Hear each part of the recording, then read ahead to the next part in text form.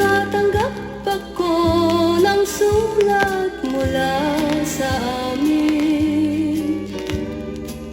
Nakalarawan doon ng marami kong alaala.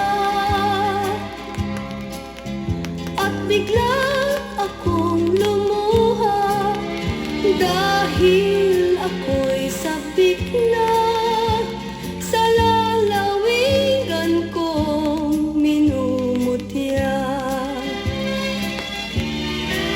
Naghihintay pa rin ang irong ko dun sa amin.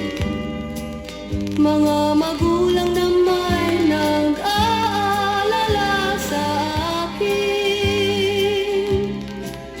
Pamasilayan ko malamang buntot parang at batis. Gumagaan ang hirap ko at pasakit. Awitin ko, awitin ko'y makahinga sa duyan ng aking kamususan. Sa piling mo, Sierra Madre,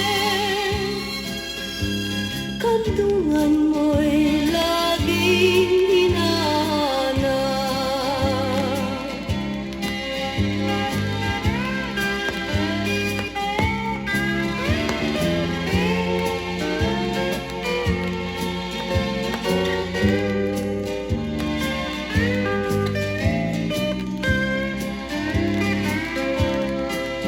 Ano kaya ang gagawin ko ngayong wala na? Natitirang pag-asa sa